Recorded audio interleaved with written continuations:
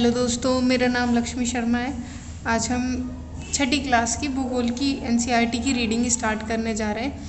इस क्लास में हम जो हमारी छठी क्लास की पुस्तक है जिसका नाम है पृथ्वी हमारा आवास, उसका पहले चैप्टर की रीडिंग करेंगे। आइए पढ़ते हैं। इस पुस्तक में टोटल 8 चैप्टर हैं, आप देख सकते हैं। पहला, दूसरा, तीसरा, चौथा, पांचवा, छठा, सातवां, आठवां, 8 चैप्टर है टोटल। हम पहले चैप्टर की रीडिंग करेंगे जिसकी पृष्ठ संख्या 5 है, यानी वो पेज नंबर 5 पर है, जिसका नाम है सौरमंडल में पृथ्वी।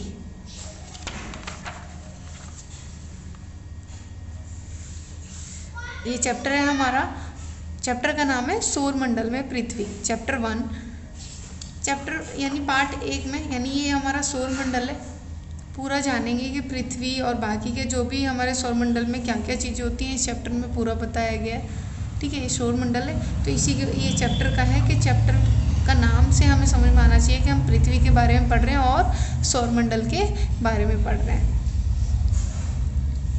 आइए रीडिंग स्टार्ट करते हैं। जैसा कि सूर्य अस्त के बाद, यानी जब सूर्य छिप जाता है, यानी जब अस्त होने लगता है, आकाश को देखना बहुत अच्छा लगता है। यानी हम स्टूडेंट, विद्यार्थी सारे, अगर जैसे शाम होने लगती है तो आकाश को देखना बहुत अच्छा लगता है। आसमान में पहले कुछ ही चमकते बिंदु होते हैं, दिखते हैं।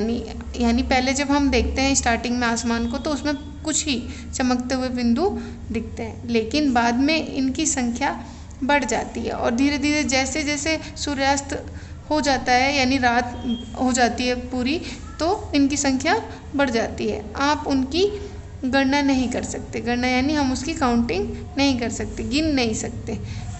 इतने होते हैं कि वो अनकाउंटेबल होते हैं, अनगिनत होते हैं, हम उन्हें गिन नहीं सकते। संपूर्ण आकाश, संपूर्ण यानी पूरा, आकाश यानी आसमान अनगिनत चमकदार वस्तुओं से भर जाता है, और जो अनगिनत चमकदार वस्तुएं होती हैं उनसे भर जाता है, जिनमें से कुछ चमकीले होते हैं, यानी कुछ तो बहुत चमकीले होते हैं, एवं कुछ धुंधले होते हैं, कुछ धुंधले होते हैं। ऐसा प्रतीत होता है मानो आकाश में हीरे मोती जड़े हों, यानी ऐसा लगता है कि पूरा आकाश हीरे मोती जड़े हों। इनमें से कुछ टिमटिमाते प्रतीत होते हैं और कुछ क्या करते हैं, टिमटिमाते हैं। कभी तेज चमकेंगे, कभी थोड़ा कम, कभी धुंधले, कभी तेज, यानी वो टिमटिमाते हैं, जैसे ब्लिंक करती है ना, ब्लिंक। ठीक है, यानी कुछ टिमटिमाते हुए प्रतीत होते हैं। लेकिन अगर आप उनको ध्यान से देखेंगे तो आप पाएंगे, यानी अगर हम उन्हें बहुत ध्यान से देखें, कि इनमें से कुछ टिमटिमाहट अन्यों से अलग है, यानी कुछ की टिमटिमाहट अन्यों से अलग है, टिमटिमाने का तरीका अलग है। ये बिना किसी टिमटिमाहट के चंद्रमा की भांति चमकते हैं, और कुछ ऐसे भी हैं जो बिना किसी टिमटिमाहट के, यानी वो ब्लिंक नहीं करते, वो सिर्फ चमकते ही रहते हैं, जैसे चंद्रमा चमकता है। इन चमकीली वस्तुओं के साथ आप लगभग प्रतिदिन चंद्रमा को भी देखते हैं, यानी हम क्या करते हैं, इनके साथ, ये सारी जो चमकीली वस्तुएं आसमान में दिखाई देती हैं, इनके साथ हम लगभग रोज़ देख सकते हैं, किसको, चंद्रमा को। ये विभिन्न विभिन्न समय पर भिन्न भिन्न आकार तथा अलग अलग स्थितियों में दिखाई पड़ता है। चंद्रमा क्या करता है, ये अलग अलग स्थितियों में और भिन्न भिन्न आकार में दिखाई देता है। आप पूर्ण चंद्रमा को लगभग महीने में 1 बार देख सकते हैं, यानी अगर आपको पूरा चंद्रमा देखना है तो आप महीने में क्या देख सकते हैं, 1 ही बार देख सकते हैं। ये पूर्ण चंद्रमा वाली रात, यानी जिस रात को आप पूरा चंद्रमा देख सकते हैं, इसे क्या कहते हैं, पूर्ण चंद्रमा वाली रात या पूर्णिमा होती है। ये क्या होती है, पूर्णिमा होती है। यानी अगर आपसे पूछा जाए, यानी पूर्णिमा क्या होती है, जिस रात को हम पूरा चंद्रमा देख सकते हैं उसे हम क्या कहते हैं, पूर्णिमा। और ये हम 1 महीने में 1 ही बार देख सकते हैं। 15 दिन के बाद, यानी पूर्णिमा के 15 दिन के बाद आप इसे नहीं देख सकते, हम इसे पूरा नहीं देख सकते। ये रात्रि अमावस्या की कहलाती है, यानी जब चंद्रमा पूरा छिप जाता है तो वो रात्रि यानी रात, अमावस्या कहलाती है। ऐसी रात में अगर आसमान साफ है, यानी अगर आसमान साफ है अमावस्या वाली रात को, तो आसमान का अवलोकन अच्छी तरह से कर सकते हैं, यानी हम उसकी जो भी हमें आसमान में देखना है अच्छे से देख सकते हैं। साफ है आसमान तो हम उसका एनालाइज अच्छे से कर सकते हैं। और उसका अवलोकन यानी एनालाइज करना, उसका पूरा देखना कि आसमान में क्या क्या दिखता है, साफ है बिल्कुल, तो उस स्थिति में हम अच्छे से अवलोकन कर सकते हैं।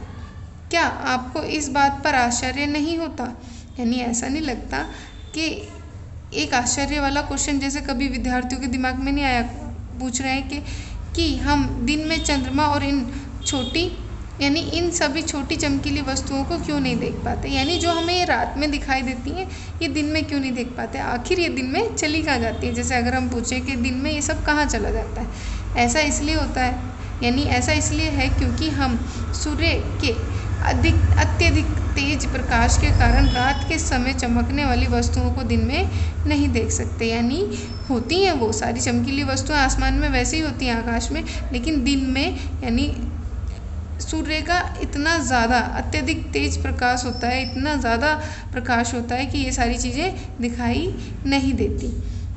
सूर्य, चंद्रमा तथा रात के समय चमकने वाली सभी वस्तुएं खगोलीय पिंड कहलाती हैं। ये बहुत इंपॉर्टेंट है, यानी खगोलीय पिंड पूछ भी लेते हैं कि खगोलीय पिंड क्या होता है, ये एग्जाम में भी आ जाता है।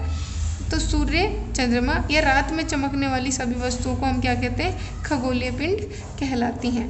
कुछ खगोलीय पिंड विशाल आकार वाले तथा गर्म होते हैं। कुछ खगोलीय पिंड बहुत बड़े, विशाल यानी बहुत बड़े आकार के होते हैं और गर्म होते हैं। ये गैसों से बने होते हैं और ये किससे बने होते हैं, गैसों से बने होते हैं। इनके पास अपनी ऊष्मा तथा प्रकाश होता है। इनके पास क्या होता है, अपना ऊष्मा भी होती है और प्रकाश भी होता है, यानी हीट और लाइट दोनों होती है इनकी अपने पास, जिसे वे विशाल मात्रा में उत्सर्जित करते हैं। उत्सर्जित यानी निकालते हैं, यानी इनके पास कुछ ऐसे जो खगोलीय पिंड है जिनके पास अपनी ऊष्मा और प्रकाश है, वो विशाल मात्रा में उत्सर्जित करते हैं, यानी निकालते हैं किसको, ऊष्मा और प्रकाश को। इन खगोलीय पिंडों को तारा कहते हैं। इन्हें हम क्या कहते हैं, तारा कहते हैं। सूर्य भी एक तारा है, सूर्य भी क्या है, एक तारा है। जैसे मैंने अंडरलाइन सर्कल किया है, ये क्या है, सूर्य भी एक तारा है। रात के समय चमकते हुए अनगिनत तारे सूर्य की भांति ही हैं, यानी जो रात में भी हमें दिखाए जाते हैं ना, अनगिनत तारे जो हम देख सकते हैं रात में, वो भी सूर्य की भांति ही तारे हैं, लेकिन बहुत अधिक दूर होने के कारण हम लोग इनकी ऊष्मा और प्रकाश को अनुभव नहीं कर सकते। यानी ये बहुत ज़्यादा दूर है हमसे, इसलिए हम उन्हें चमकता हुआ देख सकते हैं, लेकिन उसकी ऊष्मा और प्रकाश को अनुभव नहीं कर सकते तथा वे अत्यंत छोटे दिखाई पड़ते हैं, और वो बहुत छोटे दिखाई पड़ते हैं, यानी बहुत ही छोटे दिखते हैं हमें आसमान में, जैसे कोई बिंदी हो, कोई डॉट हो, कभी कभी तो बहुत छोटा दिखाई देता है, तो यानी ये बहुत छोटे होते हैं। हमने चैप्टर 1 का पेज नंबर 1 हमें पढ़ा है, यानी ये पेज नंबर 5 पर है। इससे आगे भी हम रीडिंग करेंगे, पहले पूरे चैप्टर की रीडिंग करेंगे, फिर उसके इम्पॉर्टेंट टॉपिक्स के नोट्स बनाएंगे, फिर उसके बाद क्वेश्चंस करेंगे। आज की क्लास में हमने इतना टॉपिक पढ़ा है, अगली क्लास में इससे आगे पढ़ेंगे इसी चैप्टर के। जब तक के लिए पढ़ते रहिए। नमस्कार।